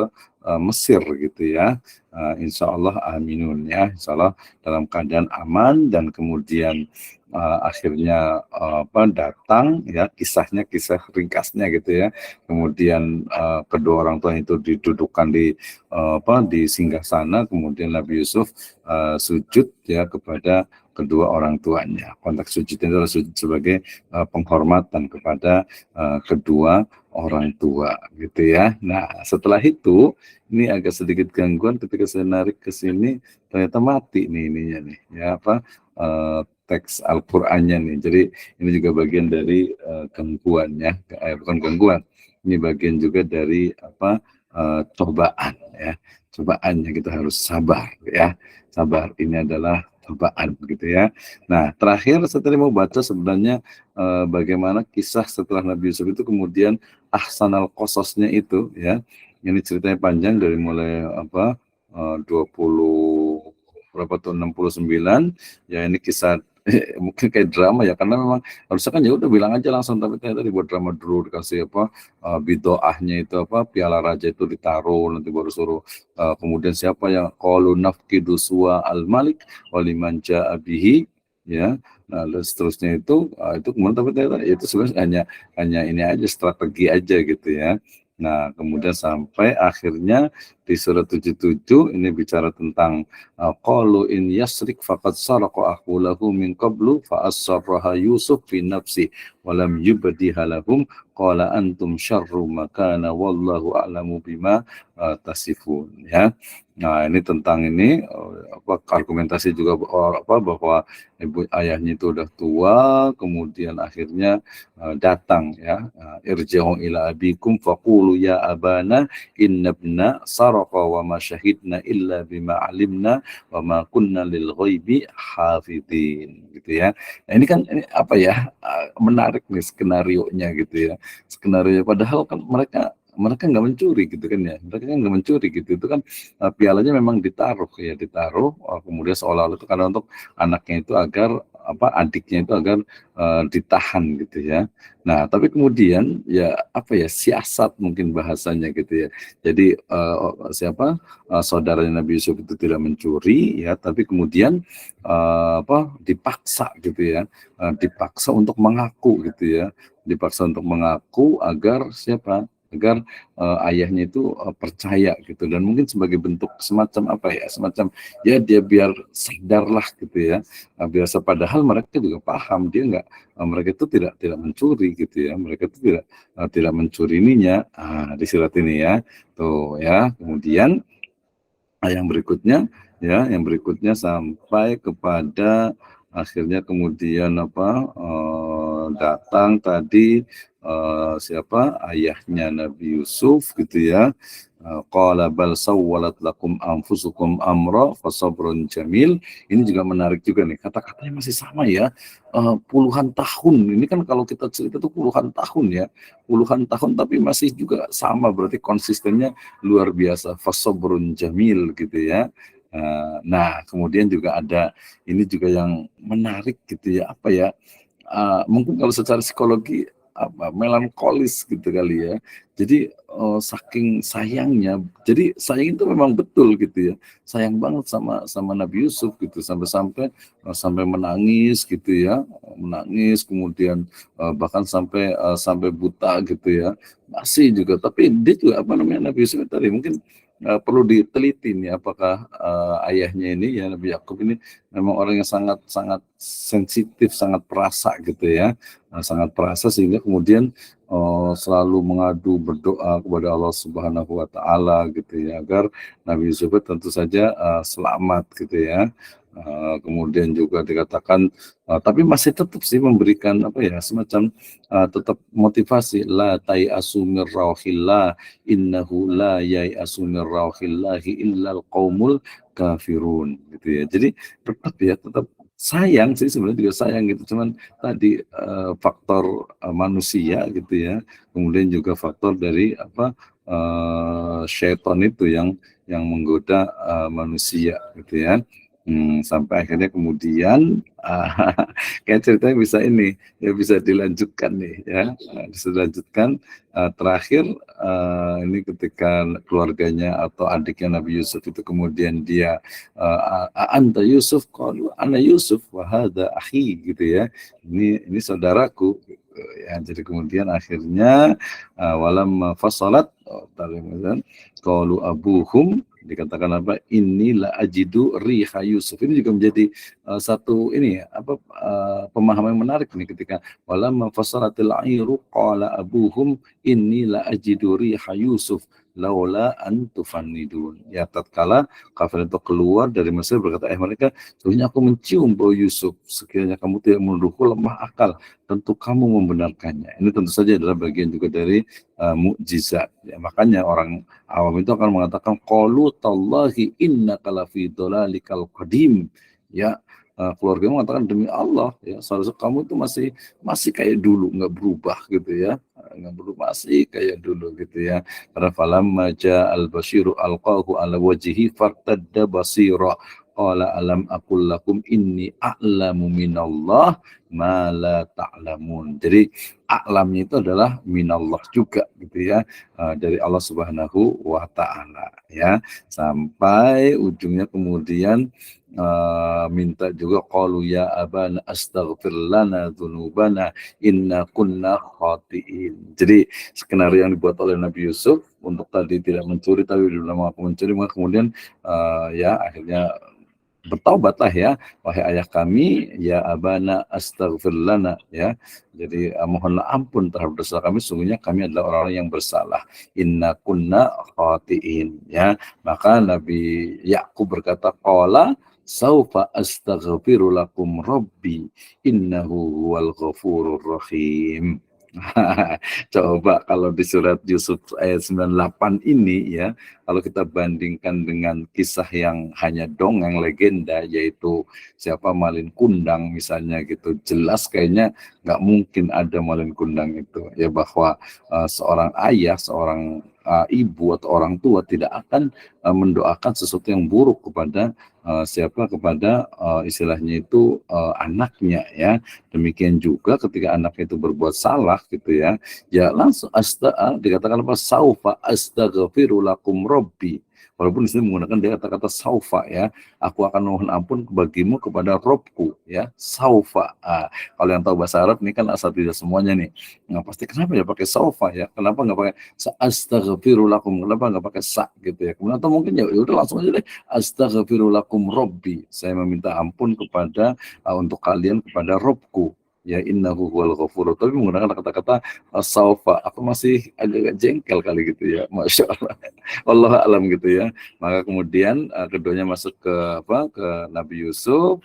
Falamma dakhulu ala Yusufa awa ilaihi abwaihi wa qala udkhulu Misran Misra ya insyaallahu aminin. Farafa'a abwaihi alal arsy ya wa kharru lahu sujada. Faqala ya abati hadza ta'wilu ru'yaya hadza ta'wilu ru'yaya min qablu qad ja'alaha rabbi haqqan wa qad ahsana bi id akhrajani minas sijni wa ja'a bikum minal badwi min ba'di an naza'a syaitanu ada baini wa baina ikhwati. Jadi sama Nabi Yusuf juga walaupun nggak pernah ketemu gitu, tapi memiliki satu ikatan akidah ya, ikatan keyakinan yang kuat sehingga tidak hanya menyalahkan secara personal karena tadi kan saudara-saudaranya sudah dihukum lah istilahnya gitu, sudah dikasih pelajaran gitu ya. Kemudian Nabi Yusuf mengatakan kepada Nabi Yakub ya ini syaitan gitu ya yang menjadikan setan merusak hubungan antaraku dengan saudara-saudaraku ya.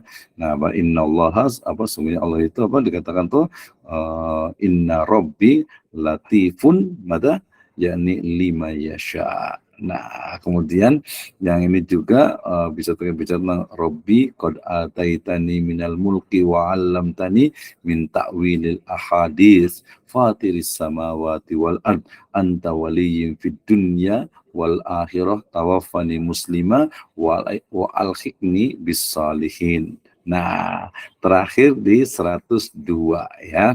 Dikatakan Allah Subhanahu wa taala berfirman, a'udzubillahi minasyaitonirrajim, dzalika min amba'il ghaibi nuhihi ilaik wa ma kunta ladaihim id ajma'u amrahum wa hum yamkurun. Demikianlah kisah yang ahsanul qasas itu di antara berita-berita gaib yang kami wahyukan kepadamu wahai Muhammad sallallahu alaihi wasallam, padahal kamu ya tidak berada pada sisi mereka ketika mereka memutuskan rencananya untuk memasukkan Yusuf ke dalam sumur dan mereka mengatur tipu daya. Jelas ya, jadi ini kisahnya diceritakan kepada Nabi SAW tentang Yusuf dan itu adalah amrul ghaib, tetapi kemudian itu adalah sebuah fakta dan realita ya. Dan diakhiri dengan kisah tentang 103 wa ma aksarun nasi walau harastum bimu'minin. Udah tahu kisahnya tapi tetap saja gitu ya.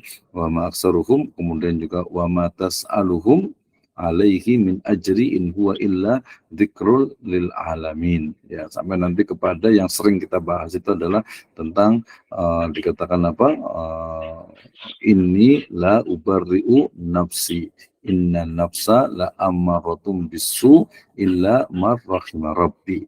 Itu di ayat yang berikutnya. Nah, kemudian kalau dari 108 ini menjadi dakwah ya, qul hadhihi sabili ad'u ilallahi ala basiratin ana wa manittaba'ani wa subhanallahi wa ma ana minal musyrikin wa ma arsalna min qablika illa rijalan nuhihi ilaihim min ahlil qura ya afalam yasiru fil ardi fayanduru kaifa kana akibatul fayanduru kaifa kana akibatul ladina min qablihim walad darul akhiratu khairul lil ladina walad darul akhiratu khairul lil ladina taqau afala ta'qilun ya. Kemudian di 10-nya ini bicara tentang hatta idastai asar rusulu kudziba ja'ahum nasruna fanuji'a. Ini agak jalan-jalan jadi agak susah bacanya ya. Nah, terakhir ini ya, ayat 111 terakhir ya. Oke, 111. Oke, ya. Terakhir nih dari saya di surat yang ke-111 ya. Aduh, ada gangguan lagi nih ya. Di 111 ya, itu adalah akhir dari kisah siapa? Nabi Yusuf alaihissalam ya, yang menunjukkan tentang juga penutup dari surat ini ya. Saya bacakan ini, tidak saya screen ya, di 111 ya. Sebagai penutup nih, a'udzubillahi minasyaitonirrajim. Laqad kana fi qasasihim ibratul liulil albab ma kana haditsa yuftara walakin tasdiqal ladzi baina yadayhi wa tafsil ya, ini agak tulisannya kita, wa tafsila kulli syai'i wa huda wa rahmatan liqaumin yu'minun ya. Sesungguhnya pada kisah-kisah mereka itu terdapat pengajaran bagi orang-orang yang mempunyai akal. Ada ulil albab, ada ulil absar, ada ulul ilmi gitu ya, ada ulil nuha gitu ya. Nah, Al-Quran itu bukanlah cerita yang dibuat-buat, akan tetapi tasdik, membenarkan kitab yang sebelumnya, yang menjelaskan ya, bayan ya, tasdiqul ladzi baina yadayhi wa tafsil, dan juga sebagai petunjuk dan juga rahmat bagi seluruh alam. Nah, wallahu a'lam bishawab. Kita sudah cerita panjang tentang bagaimana kisah Nabi Yusuf. Masih ada waktu sekitar berapa? 18 menit lagi kita bisa diskusi. Terima kasih untuk sudah hadir semuanya. Mudah-mudahan mendengarkan ceritanya ya sebelum tidur gitu ya. Oke, terima kasih untuk semuanya.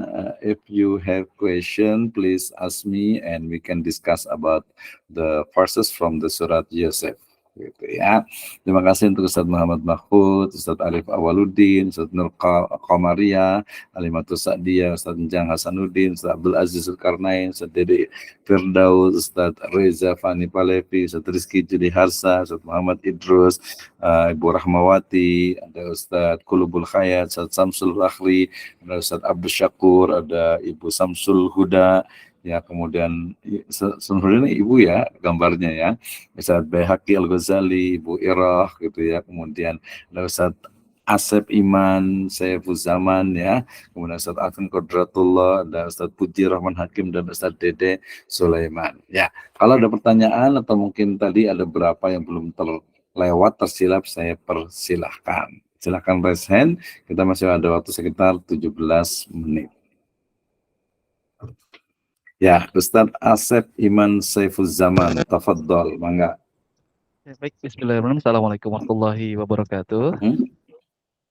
Ya, mohon izin Pak Dokter bertanya berkenan dengan Nabi Yusuf ya. Ya. Sampai saat ini mungkin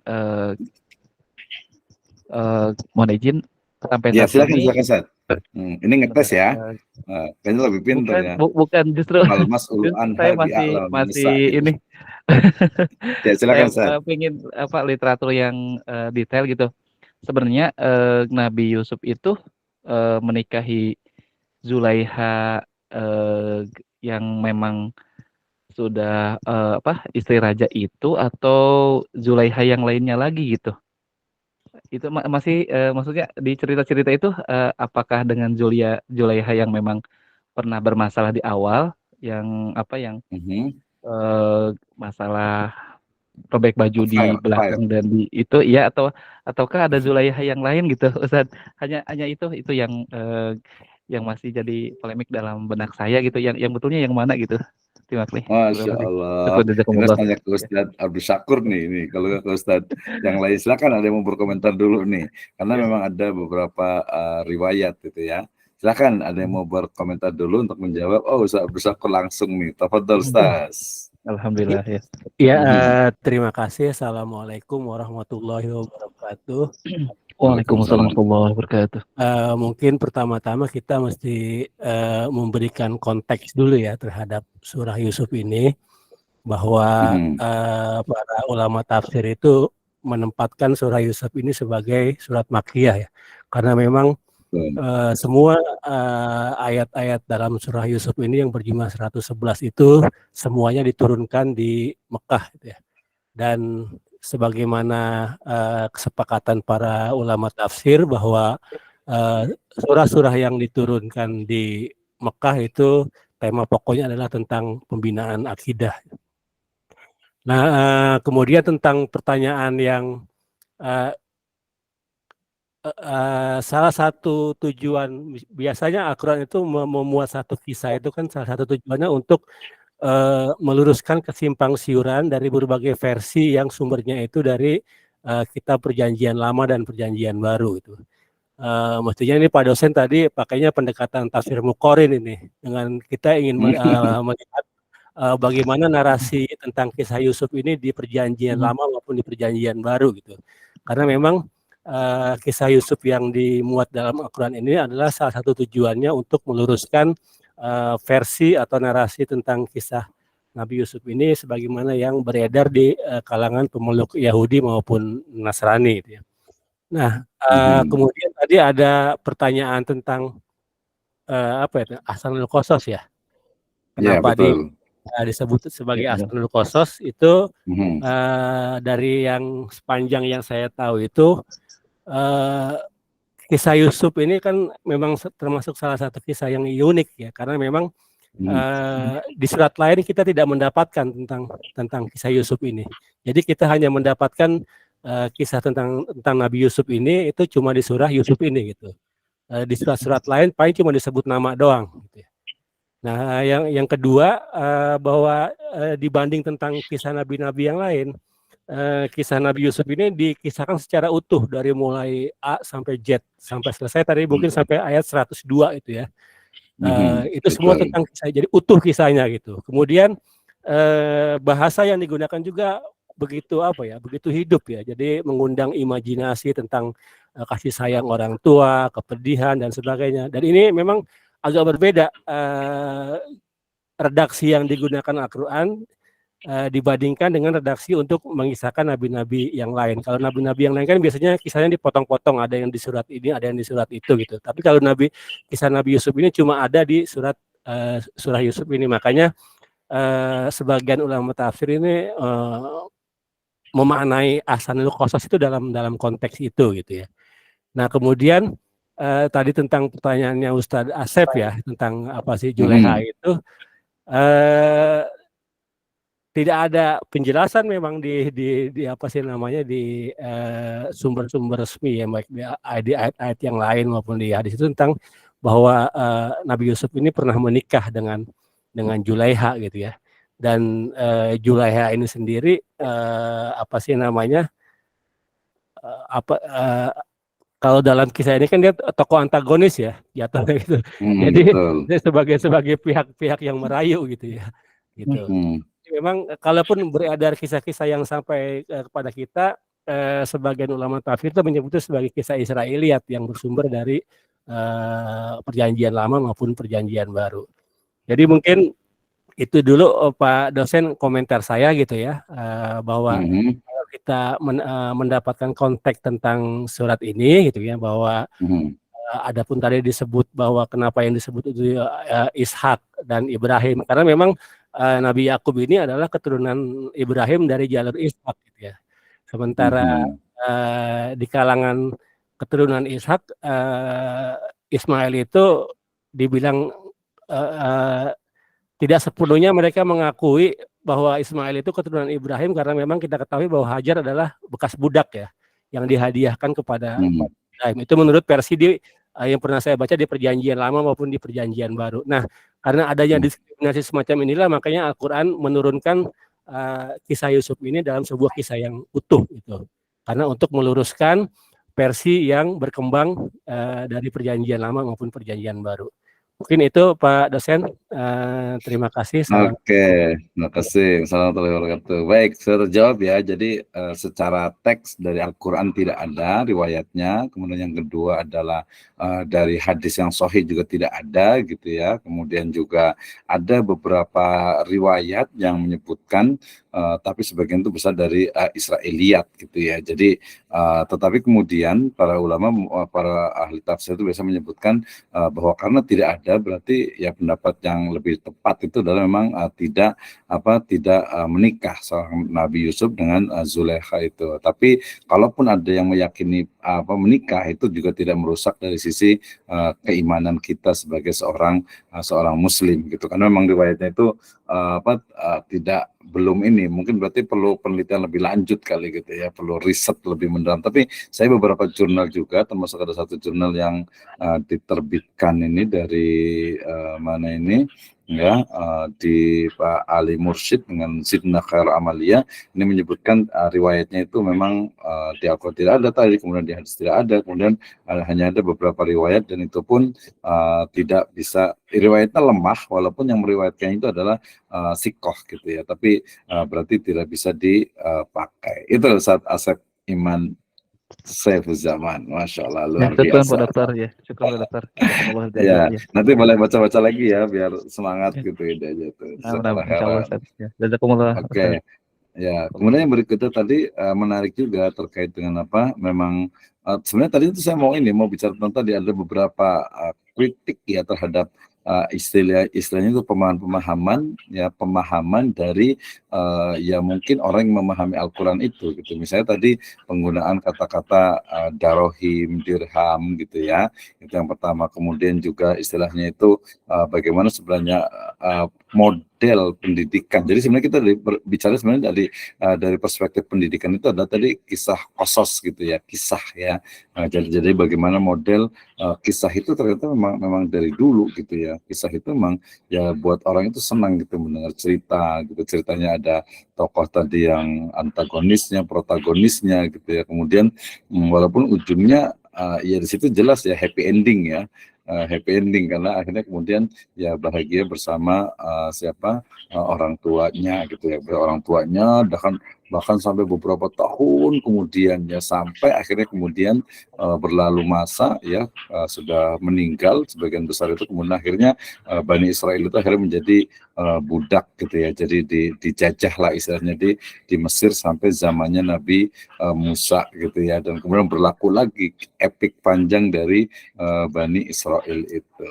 Oke ya, nah itu yang menurut saya menarik. Jadi Ahsanul Qasas itu memang ceritanya walaupun ini ya banyak juga di situ dibahas tentang ini ya, bahwa menjadi sebuah inspirasi dari buku, kemudian juga film dan lain sebagainya. Jadi banyak ternyata saya balik bertanya malah nih ke Ustadz Asep, kira-kira yang bisa diambil dari ini apa nih kira-kira Ustadz Asep nih?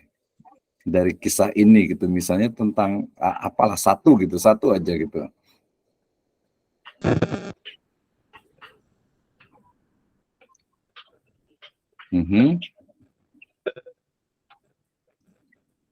Kurang terdengar ya.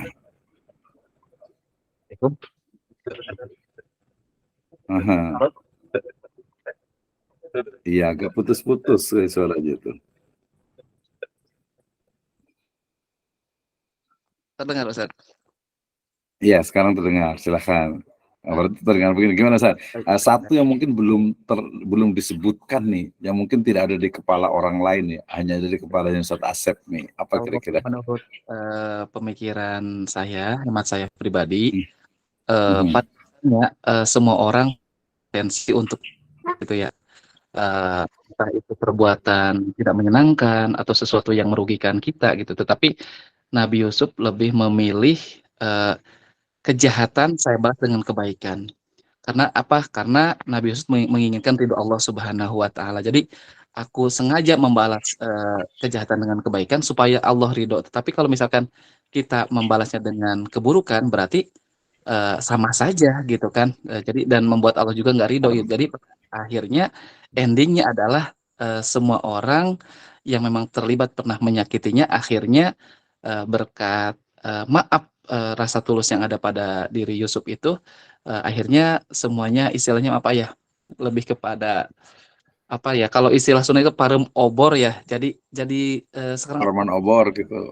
ya betul. Jadi akhirnya guyub kembali gitu. Mungkin itu adalah hikmah di mana kebaikan dibalas kejahatan dibalas dengan kebaikan. Walaupun memang dengan segala potensi yang ada, bahkan menjadi seorang bendaharawan gitu kan, punya potensi kekuasaan yang luas gitu kan, sebenarnya sangat mudah sekali untuk bisa membalas itu semua, tetapi beliau meyakini walaupun memang kita istilahnya mah beda pemikiran, beda beda konsep, tetapi kita itu masih satu keluarga gitu. Bagaimanapun ya alus goreng keluarga orang gitu ya, baik buruk tetap gitu. Iya. Bagaimanapun juga darah daging kita sama gitu. Mungkin itu. Oke. Ya, betul, asli luar biasa nih. Berarti kalau perkataan dari itu salah ya, yang katanya apa, orang jahat adalah orang baik yang disakiti gitu ya. Jadi ketika disakiti, apa namanya, harusnya ya ini ya, bersabar kemudian balas dengan yang baik gitu ya. Balas Betul. dengan yang baik. Oke, terima kasih, saya mohon maaf nih. Baik, masih ada waktu sekitar 5 menit lagi, mungkin ada yang mau bertanya nih, ada yang mau berdiskusi. Nah tadi ya, oh ada Ibu Iroh ya, maksud ada ini dari ibu-ibu nih, karena tadi saya ingin tahu sebenarnya, mungkin kalau kajian psikologi itu, jadi memang begitu kali ya, kalau ibu-ibu pejabat gitu kali ya. Lagi ngomongin tentang ibu-ibu pejabat ini, kayaknya mewakili nggak ibu-ibu pejabat zamannya siapa, Imro'atul Aziz itu dengan ibu-ibu pejabat sekarang nih. Beda dengan Ibu Irah nih. Silakan Ibu Irah mau berkomentar. Ya, silakan. Nanti Bu Rahmawati juga biasa komentar nih, kira-kira seperti apa sih sebenarnya gitu ya. Silakan Bu Irah, atau tadi kepencet atau apa ya? Sudah raise hand. Silakan. Oh, belum ini kali gitu ya. Oke, siapa nih yang saya mau tanya dulu nih. Jadi sebenarnya kalau dari Ustaz Yusuf ini nanti kita baca-baca ulang lagi, itu sebenarnya kita bisa pilah-pilah tuh ya. Kita bisa istilahnya itu kita clustering, bahasa kerennya jadi cluster. Cluster pertama itu adalah pendidikan anak gitu ya. Konsepnya gitu ya. Tadi kedekatan dari seorang anak laki-laki terhadap apa dengan ayahnya gitu. Kemudian juga ada adiknya, kemudian bagaimana memang keharusan tadi untuk apa berlaku adil terhadap anak-anaknya gitu ya. Kemudian juga terkait dengan apa hal-hal yang sifatnya memang dilakukan atau dibicarakan, didiskusikan itu secara empat mata gitu ya, secara personal, karena memang perlu adanya dialog ataupun hubungan yang mesra ya, atau mungkin yang dekat lah, yang akrab gitu, sehingga kemudian itu bisa dibangun dengan baik, bahkan sampai di akhirnya pun tetap seperti itu gitu ya. Oke, ada Ustadz Muhammad Mahfud nih. Ini kayaknya harus menjawab nih Ustadz Mahfud nih ya. Silakan Ustadz Mahfud. Assalamualaikum warahmatullahi wabarakatuh. Waalaikumsalam warahmatullahi wabarakatuh. Gimana Ustadz Mahfud? Mungkin lebih menekankan mungkin ya Ustadz ya. Boleh. Tapi hanya beberapa poin saja. Kalau seluruhnya kan lumayan banyak juga. Panjang ya. Tapi ya, silakan tambahan. Saya ingin tekankan sedikit terkait satu ayat yang tadi dibahas tentang la taksus ru'yaka ala ikhwatika itu. Jadi ketika Nabi Yakub itu mendengar mendengar mimpi dari Nabi Yusuf itu tentang sesuatu hal kebaikan kan, itu melihat 11 bintang, matahari dan sebagainya, tapi dengan hikmahnya dan ilmunya Nabi Yakub, tapi Nabi Yakub itu melarang untuk menceritakan kebaikan tersebut kepada saudara-saudaranya begitu. Nah, kemudian mungkin kita bisa aplikasikan kepada kehidupan kita saat ini begitu. Nah, kehidupan kita saat ini. Jadi ketika kita mendapatkan sesuatu hal kebaikan apapun gitu, alangkah lebih baiknya lebih baik di skip saja kepada saudara, tetangga dan yang lainnya begitu. Ini satu nilai yang bisa saya ambil terutama gitu. Kebaikan saja tidak ataupun jangan diceritakan, apalagi keburukan dari kita begitu. Luar biasa. Ini yang bisa saya ini mungkin ya lebih ditekankan di satu ayat ini. Bahkan dari ya bukan curiga, bukan suuzon atau apa begitu. Tapi kita memang harus berhati-hati terhadap saudara-saudara kita, karena kisahnya pun ada begitu. Ada banyak saudara yang tidak menyukai saudara yang lain ya. Contohnya Nabi Yusuf ini. Dengan Nabi Yusuf dilarang oleh ayahnya karena ketika Nabi Yusuf menceritakan kebaikan tersebut, mimpi tersebut kepada adik-adiknya atau kakak-kakaknya, maka Nabi Yusuf akan lebih parah. Mungkin ini tidak diceritakan saja Nabi Yusuf dimasukkan ke sumur gitu, apalagi diceritakan mungkin bisa jadi beneran dibunuh begitu. Bisa jadi gitu. Nah ini satu hal yang alhamdulillah lah, saya dapat nilai dari perkuliahan malam ini dengan satu hal ini begitu Pak dosen. Jadi ya kebaikan saja tidak perlu diceritakan, apalagi keburukan kita begitu. Gitu Pak, hatur nuhun. Punten kalau ada kesalahan. Luar biasa sekali ya. Terima kasih Pak Mahfud ya. Luar biasa. Ya ayo Pak Ibu Samsudin nih mau komentar. Tadi betul ya, tetapi juga memang harus ini juga sih, harus di era serba medsos ini juga memang betul sekali tadi ya, bahwa memang kita tidak mestilah menceritakan secara keseluruhan ya, tidak secara keseluruhan gitu, tapi mungkin ada bagian-bagian tertentu yang begini. Saya ingat begini ya, terutama ke orang tua memang segitu ya. Kalau pendapat saya pribadi, saya ingin agar orang tua itu ya dengarnya itu yang baik-baik, yang menyenangkan kita gitu. Kalau yang buruk-buruk memang tidak diceritakan, karena saya pikir itu bagian juga dari ikram gitu ya, bagian juga dari birrul walidain gitu ya. Itu. Nah sebenarnya sama keluarga juga sebenarnya pengen agar ya mereka kan namanya keluarga kan biar ikut senang gitu ya. Walaupun mungkin tadi ya memang ada proporsional gitu ya. Proporsional itu maksudnya ketika mungkin saudara kita ada yang kurang beruntung gitu ya, kemudian kita cerita baru beli mobil baru, baru beli rumah baru, baru beli ini, nah itu mungkin yang tidak boleh diceritakan. Ya tapi kalau mungkin cerita yang istilahnya itu pertama tadi niatnya memang tidak untuk tidak untuk tadi misalnya kiber, sombong gitu ya, pamer gitu ya, kemudian juga mungkin memotivasi ya pada hal-hal tertentu juga memang diperlukan juga gitu ya untuk juga memotivasi gitu. Misalnya masa keluarga sendiri nggak tahu gitu kan ya, itu juga bagian. Tapi secara basic ketika memang ada indikasi kuat bahwa nanti akan memunculkan mudorot gitu ya, maka ya sebaiknya memang ya di-keep saja ya, disimpan saja gitu ya.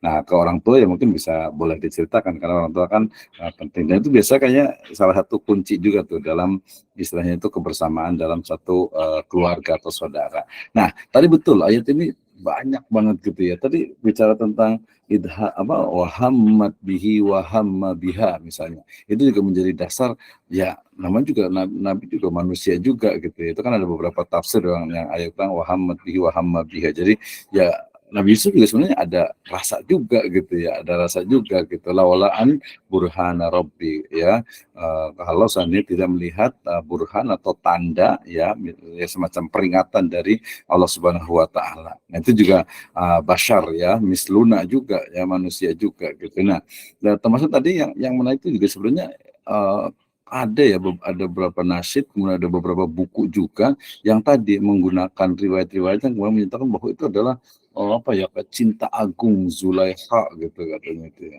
Jadi begitu the power of love-nya itu luar biasa sampai bertahun-tahun gitu, tapi akhirnya kembali. Tapi kan dari riwayatnya tapi kita bisa lihat juga benar tidak memang seperti itu gitu. Apakah itu memang hawa gitu ya, atau mungkin mahabbah ya, itu apakah al-hub gitu ya, atau mungkin dia adalah hawa gitu kan kita nggak tahu gitu ya. Itu juga menjadi hal yang menarik juga gitu ya. Selain juga dari sisi tadi lanjutan dari kisah itu gitu ya. Berarti memang kisah ini juga sebenarnya tadi saya ingin bicara begini.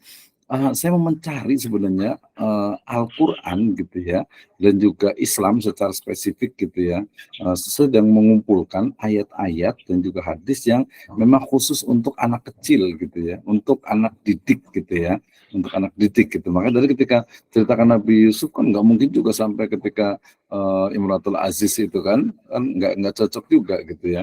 Nabi Ismail misalnya gitu, bisa ketika Ismail dengan Nabi Ibrahim misalnya itu if'al ma tu'mar, misalnya satajiduni insyaallah minas sabirin dan seterusnya, itu bisa juga. Beberapa riwayat juga bisa juga. Menurut saya itu yang bisa dikumpulkan. Kenapa harus dikumpulkan dari ayat dan hadis yang dia secara spesifik untuk anak gitu ya, agar kita mampu untuk membangun konstruksi dari pendidikan agama Islam. Khususnya ya kalau bicara tentang pendidikan agama Islam itu kan memang di sekolah dasar gitu ya, bahkan dari PAUD kemudian dasar menengah gitu ya. Nah, walaupun di perguruan tinggi juga sama juga, bahkan pendidikan agama Islam juga untuk orang dewasa, lansia juga sama juga pendidikan agama Islam. Tapi kalau dalam nomenklatur secara spesifik, pendidikan agama Islam PAI itu adalah hanya ada di perguruan tinggi ya, kemudian di sekolah dasar menengah gitu ya. PAUD tadi ada juga gitu. Kalau yang perguruan tinggi sebenarnya udah masuk udah beda lagi gitu ya. Nah itu ya, sehingga yang paling penting terakhir dari saya adalah bahwa konstruksi ya pendidikan agama Islam berbasis ayat Al-Quran dan juga hadis itu mesti harus kita gali secara mendalam sehingga kita akan menemukan model pendidikan yang Islami gitu ya. Tentu saja dengan berbagai interpretasinya pasti berbeda-beda, tapi itu akan menguatkan seperti batu bata yang menjadi bahan bagi sebuah bangunan ya, model pendidikan agama Islam. Karena saya selalu terngiang ya ketika mungkin nanti boleh ngobrol dengan teman-teman, tetangga, orang lain yang kuliah di ilmu pendidikan misalnya yang tidak ada Islamnya gitu ya. Mereka akan mengatakan sama aja pendidikan agama Islam, apa bedanya gitu ya. Bahkan mungkin mereka malah lebih lagi mengatakan nggak ada ilmu pendidikan agama Islam, ilmu itu cuma ada kata Islamnya aja, itu sebenarnya ya ilmu pendidikan. Nah ini sebenarnya motivasi bagi kita untuk bisa mengembangkan ya secara teori dan juga nanti implementasinya pendidikan agama Islam, ilmu pendidikan agama Islam yang tentu saja tadi berbasis didasarkan kepada ayat, hadis dan juga interpretasi dari para ulama terkait dengan pendidikan. Misalnya begini, dari mulai PAUD misalnya. Nah, kita harus menggali bagaimana konsep-konsep dari Islam terkait dengan pendidikan anak usia dini. Ya, belum lagi nanti tentang teori psikologi perkembangannya. Nah, mungkin kayaknya kita bisa bicara tentang ini kayaknya ya. Mungkin hari apa gitu kita akan bicara tentang psikologi sebenarnya. Yang pendidikan psikologi dalam Islam itu kayak gimana sebenarnya sih gitu ya. Karena pertentangannya cukup kuat nih, dan saya kemarin ada ketemu ngobrol juga dengan ketua dari Asosiasi Psikologi Islam Indonesia yang mengatakan ya memang teori tentang psikologi itu masih sedikit sekali gitu. Nah, apalagi nanti kalau psikologi pendidikan, ya psikologi pendidikan tentu saja zaman sekarang itu seperti apa nih. Jadi PR terakhirnya adalah bagaimana pendidikan agama Islam ya di era society 5.0. Ya, bagaimana pendidikan agama Islam untuk generasi Z, generasi Alpha dan juga Beta ya di era digital sekarang ini. Oke, sudah cukup insyaallah, wallahu a'lam bishawab. Insyaallah taala nastamir fil usbu al yani qadim insyaallah taala ya, di masa pekan depan ya insyaallah kita akan lanjutkan lagi. Mudah-mudahan tetap semangat, tapi kayaknya dari ketua tadi saya bicara juga kayaknya kita akan lebih dipersingkat lagi. Jadi yang penting saya senang sekali ketemu dengan Ustaz Asep, Iman Saifuzaman, dengan Ustaz Abdul Syakur, Ustaz Muhammad Mahfud juga gitu ya. Nah, termasuk juga mungkin kalau kita menerima tantangan, saya pengennya ini kan tadi ada ayat hadis, kalau bisa nanti kayaknya kemungkinan besar itu kuliah awal kita akan bareng-bareng, mudah-mudahan bisa ketemu nih ya, bisa kopi darat gitu ya ke kampus, dan mungkin kita bisa juga lebih detail lagi. Ini saya izin print screen karena nanti ini tadi saya agak lupa belum di absen gitu ya, jadi biar di absen. Oh, ada satu silakan. Any question? Maaf nih Pak dosen, sebelum ditutup mungkin ini ada PR nih buat Pak dosen yang latar belakang pendidikan ekonomi ya, dari hikmah dari surah Yusuf ini, bahwa dari kisah Yusuf ini kita bisa belajar tentang manajemen risiko gitu ya. Ketika dia menyiasati, yang menafsirkan mimpi yang 7 sapi gemuk dimakan itu ya, berarti manajemen ini makanannya orang ekonomi sebenarnya ini. Jadi seperti Pak dosen bagaimana? Jadi kan ada istilah tuh di teman-teman saya itu di jurusan sejarah itu, Kita belajar syukur kepada Nabi Sulaiman, gitu ya. Kemudian belajar sabar kepada Nabi Ayub, gitu ya. Dan kita belajar manajemen risiko kepada Nabi Yusuf, gitu ya. Nah ini kalau yang belajar manajemen risiko ya saya serahin kepada dosen aja lah kalau begitu, Mas.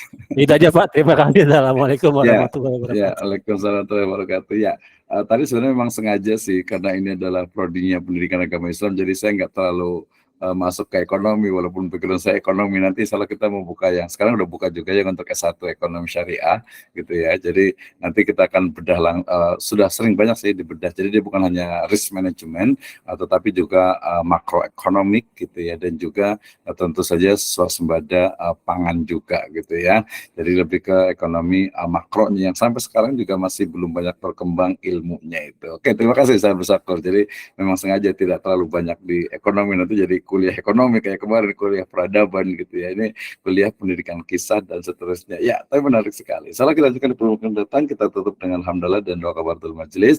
Alhamdulillahirabbil alamin. Subhanakallahumma bihamdika asyhadu an la ilaha illa anta astaghfiruka wa atubu ilaik. Assalamualaikum warahmatullahi wabarakatuh. Waalaikumsalam warahmatullahi wabarakatuh.